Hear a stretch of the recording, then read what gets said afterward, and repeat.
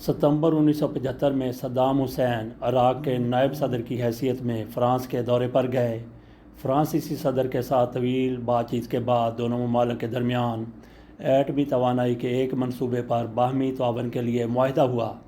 اس کے بعد عراق نے 1976 میں اٹلی کے ساتھ بھی اسی سلسلے میں ایک سودا طے کیا، جس کے تحت انہیں اٹلی نے ری ایکٹر میں استعمال ہونے والے مختلف آلات فراہم کرنے کا وعدہ کیا۔ اسی سال کے آخر میں فرانس کی مدد سے عراق نے اپنے نیوکلیئر پروگرام کا باقاعدہ آغاز کیا۔ اس پروجیکٹ کا نام اوسیراک تھا۔ اس کے تحت 2 قسم کے ایٹمی ری ایکٹر تعمیر کیے گئے۔ پہلا 70 میگا واٹ کا پلانٹ جسے اوسی ریس کا نام دیا گیا اور دوسرا چھوٹا ریسرچ نیوکلیئر ری ایکٹر تھا اور اس کا نام اوسس تھا۔ یہ قدیم مصری دیوتاؤں کے نام پر تھے۔ اسرائیل کو جب عراقی نیوکلیئر پروگرام کے بارے میں پتہ چلا تو اس نے عالمی سطح پر واویلا شروع کیا کہ اس پروگرام سے اس کی سالمیت اور بقا کو سخت خطرہ لاحق ہو گیا ہے۔ امریکہ نے بھی فرانس پر سفارتی دباؤ ڈالنا شروع کیا کہ معاہدہ منسوخ ہو جائے۔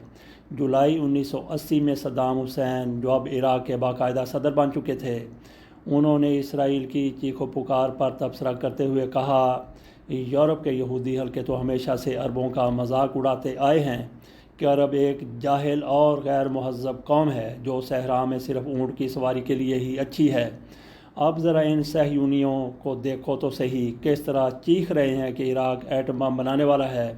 اسرائیل اور امریکہ کے سخت دباؤ کے باوجود عراقی پروگرام جاری رہا۔ معاہدے کے تحت تقریباً 200 عراقی سائنسدان ایڈوانس نیوکلیئر ٹیکنالوجی کی تربیت حاصل کرنے کے لیے فرانس بھیجے گئے۔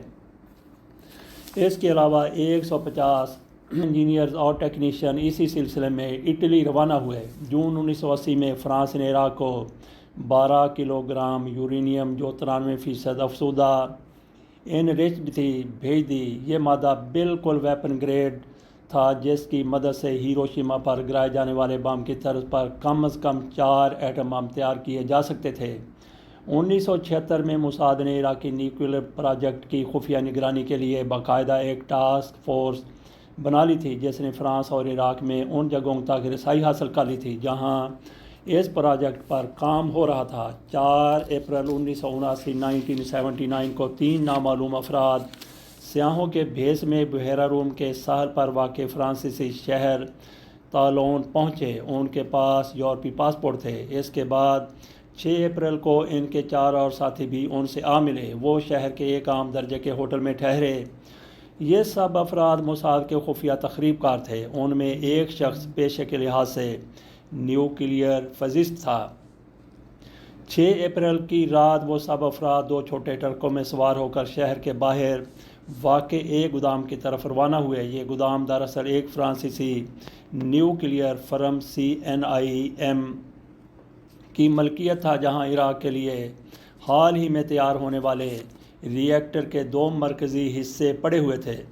مذکورہ سامان اگلے 48 گھنٹوں میں عراق روانہ ہونے والا تھا۔ موساد کے آدمی جن ٹرکوں میں بیٹھ کر وہاں پہنچے تو ڈیوٹی پر کھڑے گارڈ نے دیکھا کہ دونوں ٹرکوں پر CNIM کے مخصوص نشانات لگے ہوئے تھے۔ گارڈ نے آنے والے افراد کے شناختی کارڈ بھی چیک کیے جو CNIM کے جاری کردہ نظر آ رہے تھے۔ اس نے گیٹ کھول کر انہیں عمارت کے اندر داخل ہونے کی اجازت دے دی۔ ہینگر کے اندر انہوں نے بآسانی عراقی ری ایکٹر کے مرکزی حصوں کو ڈھونڈ نکالا۔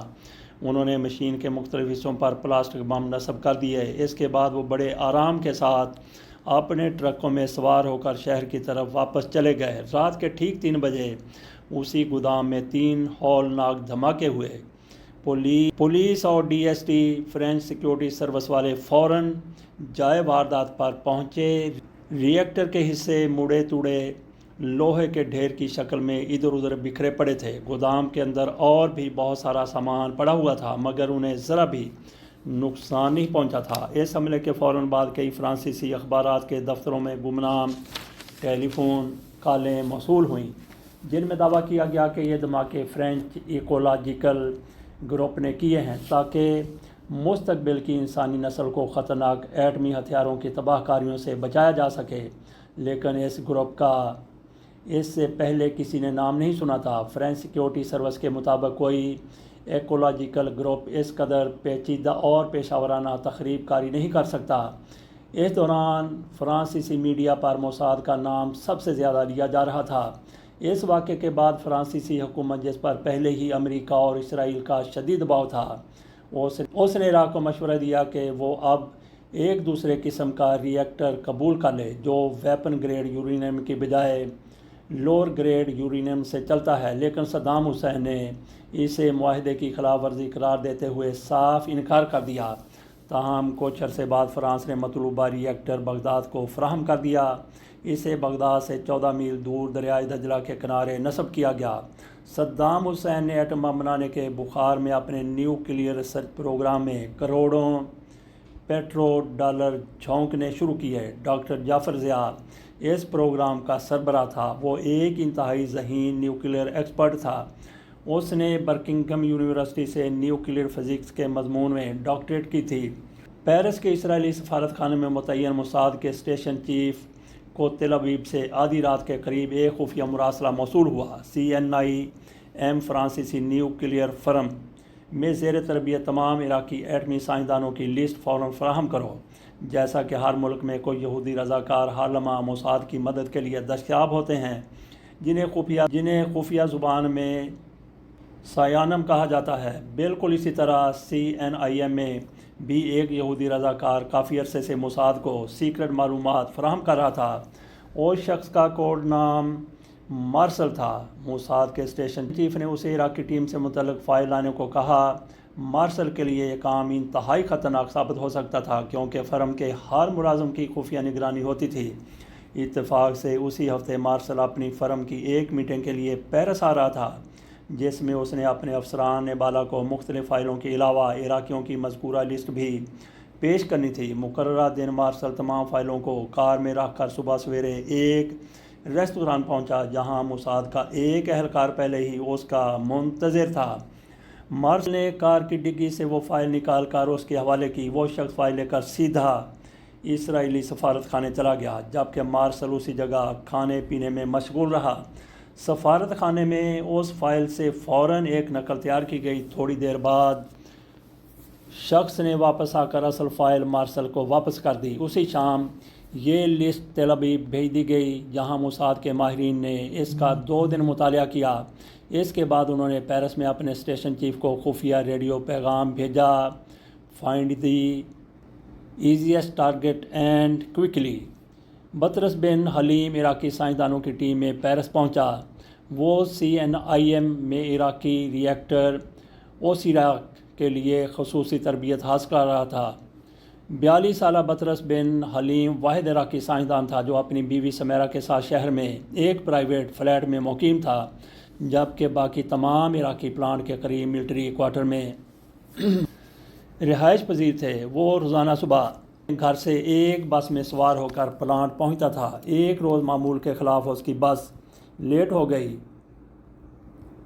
وہ پریشانی کے عالم میں بس سٹاپ پر بار بار اپنی گھڑی دیکھ رہا تھا۔ اتنے میں ایک سفید رنگ کی پیجو کار اس کے قریب آ کر رک گئی۔ ایک شخص نے اسے فرانسیسی میں لفٹ کی پیشکش کی جو حلیم نے فوراً قبول کی اور اس کے ساتھ اگلی سیٹ پر بیٹھ گیا۔ حلیم اس شخص کو فوراً پہچان گیا کیونکہ وہ بھی بالکل اسی وقت روزانہ اسی چوک سے گزرتا تھا جہاں سے حلیم بس میں سوار ہوتا تھا۔ کار میں سفر کے دوران دونوں میں اچھی گپ شپ لگی۔ کار ڈرائیور نے اپنا تعارف کروایا۔ اس کا نام جیک تھا جو پیرس میں ایک تجارتی فرم چلا رہا تھا۔ حلیم نے ہچکچاتے ہوئے کہا، میں یہاں یونیورسٹی میں پڑھ رہا ہوں، اور اس کے ساتھ ہی ایک چوک پر اس نے کار روکنے کو کہا۔ اس نے جیک کا شکریہ ادا کیا اور خود ایک گلی میں غائب ہو گیا۔ محض چند ہی دنوں میں موساد نے حلیم کا فلیٹ معلوم کر لیا۔ وہ اور اس کی بیوی سمیرہ اس فلیٹ میں رہتے تھے۔ ان کی کوئی اولاد نہیں تھی۔ 1-2 ہفتے تک موساد کے ایجنٹ حلیم کے فلیٹ کے قریب منڈلاتے رہے۔ انہوں نے حلیم کے روزانہ معمولات کو نوٹ کیا۔ اس عمارت میں ان کے علاوہ کوئی دوسری عرب فیملی نہیں رہتی تھی۔ حلیم صبح سویرے کام کے لیے نکل جاتا تھا اور سمیرہ تمام دن گھر میں اکیلی اس کے آنے کا انتظار کرتی تھی۔ آخر ایک دن کسی نے ان کا دروازہ کھٹکھٹایا۔ سمیرہ نے دروازہ فوراً کھول کر دیکھا تو ایک فیشنیبل لڑکی نے مسکرا کر کہا، میرا نام جیکولین ہے، میں پرفیوم بنانے والی ایک فرم میں سیل ایجنٹ ہوں۔ روزانہ نت نئے قسم کے پرفیوم خریدنا سمیرہ کی کمزوری تھی۔ اس نے فوراً جیکولین کو اپنے ڈرائنگ روم میں بیٹھنے کی دعوت دی۔ جیکولین نے اپنے بریف کیس سے پرفیوم کے مختلف نمونے سیمپل نکال کر سمیرہ کو دیے۔ سب کی قیمتیں بے حد معقول تھیں، لہٰذا اس نے چند کا تو وہیں آرڈر لکھوا دیا۔ جیکولین نے 2 دن کے اندر ڈیلیوری کا وعدہ کیا۔ اسی تھوڑی سی دیر کی ملاقات میں سمیرہ جیکولین کے ساتھ اچھی خاصی فری ہو گئی۔ اس نے ایک ہی سانس میں اسے اپنے دل کا سارا حال بتا ڈالا۔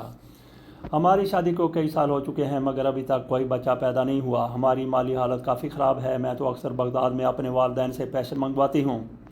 میرے شوہر کو تو کمانا آتا ہی نہیں۔ 1-2 ہفتے میں میں بغداد جا رہی ہوں، وہاں میری امی کا میجر آپریشن ہونے والا ہے۔ جیکولین نے بڑی ہمدردی کے ساتھ اس کی باتیں سننے کے بعد کہا، کیا آپ کا شوہر بھی آپ کے ساتھ بغداد جا رہا ہے؟ نہیں، میں اکیلی جا رہی ہوں، سمیرہ نے کہا۔ سمیرہ نے جیکولین کے خوبصورت ہیئر سٹائل کی بہت تعریف کرتے ہوئے کہا، آپ بال کہاں سے بنواتی ہیں؟ جیکولین نے مسکراتے ہوئے کہا، اپنے ایک دوست سے بنواتی ہوں، اس کی یہیں شہر میں ذاتی سیلون ہے، اگر چاہو تو تمہیں بھی وہاں لے چلوں، وہ آپ کے بالوں کو بڑی خوبصورتی سے سیٹ کر دے گا۔ سمیرہ نے فوراً خوش ہو کر کہا کہ ضرور چلوں گی۔ آخر کافی دیر گپ شپ کے بعد جیکولین نے واپس جانے کی اجازت مانگی۔ اس نے سمیرہ کو پرفیوم سپلائی کرنے دوبارہ بھی آنا تھا۔ جیکولین نے اپنا اعتبار قائم کرنے کے لیے اس عمارت کے دوسرے گھروں میں بھی اپنی فرم کے پرفیوم کی تشہیر کی اور آرڈر بک کیے۔ کچھ دنوں بعد وہ سپلائی کے لیے دوبارہ سمیرہ کے پاس پہنچ گئی۔ اس نے پرفیوم کی خریداری پر سمیرہ کو فرم کی طرف سے ایک خوبصورت چابی چین کا تحفہ بھی دیا۔ وہ ایک انوکھے قسم کا چابی چین تھا۔ جیکولین نے کہا، لاؤ میں تمہارے فلیٹ کی چابیاں اس میں لگا دوں۔ سمیرہ نے فوراً اپنی چابیوں کا گچھا اس سے پکڑوا دیا اور خود چائے بنانے کچن چلی گئی۔ جیکولین نے فوراً اپنے پرس سے ایک چھوٹی سی ڈبیا نکالی۔ اس ڈبیا میں کوئی نرم قسم کا کیمیائی مادہ تھا۔ جیکولین نے سمیرہ کی تمام چابیوں کو اس پر باری باری دبایا، جس سے اس پر چابیوں کے واضح نقش پڑ گئے۔ اب اس کی مدد سے چابیوں کی ہو بہو نقل تیار کرنا کوئی مشکل کام نہیں تھا۔ اتنے میں سمیرہ واپس کمرے میں آ گئی تو جیکولین نے نئی چابی چین میں تمام چابیاں پرو کر اسے واپس دے دیں۔ موساد کا ایک شعبہ جسے نیویوڈ کہا جاتا ہے، اس کے تربیت یافتہ افراد بے جان اشیاء سے حساس معلومات اخذ کرتے ہیں۔ مثلاً وہ کسی شخص کے مکان میں نقب لگا کر اندر داخل ہو جاتے ہیں یا وہ متعلقہ فرد کی جاسوسی کے لیے خفیہ کیمرے اور ٹرانسمیٹر اس کے کمرے میں نصب کر دیتے ہیں۔ ایک دن سمیرہ اپنے شوہر کے ہمراہ گھر سے باہر گئی ہوئی تھی تو موساد کے 2 اہلکار چپکے سے ان کے فلیٹ میں داخل ہو گئے۔ ان کے پاس فلیٹ کی چابیوں کی نقل تھی، جس کی مدد سے انہوں نے بآسانی فلیٹ کا دروازہ کھولا۔ انہوں نے کھڑکی کی مکمل تلاشی لی۔ ایک الماری میں انہیں عراقی نیوکلیئر پروگرام کے متعلق ایک فائل ملی۔ انہوں نے فوراً ایک کیمرے سے اس کے ہر صفحے کی تصویر نکال کر اسے پھر اپنی جگہ پر رکھ دیا۔ اس کے بعد انہوں نے حلیم کے بیڈ روم میں مختلف جگہوں پر خفیہ طاقتور ٹرانسمیٹر نصب کر دیے۔